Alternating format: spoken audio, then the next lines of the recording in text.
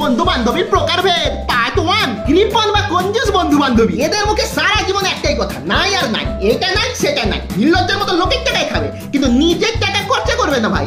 কঞ্জুস আমার কাছে চুস। নেশাখোর বন্ধু বান্ধবী, এরা এহ জগতে থাকে না ভাই, এরা পর জগতে থাকে। এদের একটাই কাজ, শুধু নেশা করা।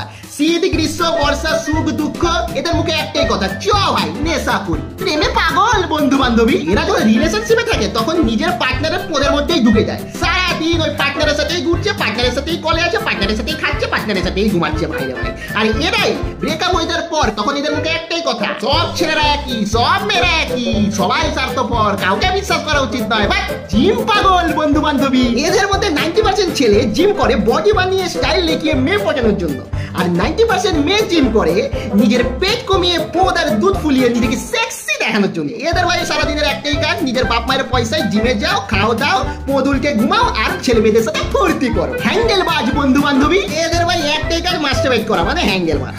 শীত গ্রীষ্ম বর্ষা সুখ দুঃখ দিনে 3 বার 4 বার 5 বার এরা হ্যান্ডেল মারতেই থাকে ভাই। চোখে চশমা পড়ে যাচ্ছে, চুল উঠে যাচ্ছে, রোগা হয়ে যাচ্ছে, কথা মনে রাখতে পারছে না, তাও এরা হ্যান্ডেল মেরেই যাচ্ছে, খেঁচেই যাচ্ছে, শুধু খেঁচেই যাচ্ছে। এইরকম বন্ধু বান্ধবীদেরকে মেনশন করো। পার্ট 2 তে আরো 5 প্রকার বন্ধু বান্ধবী সম্পর্কে বলবো।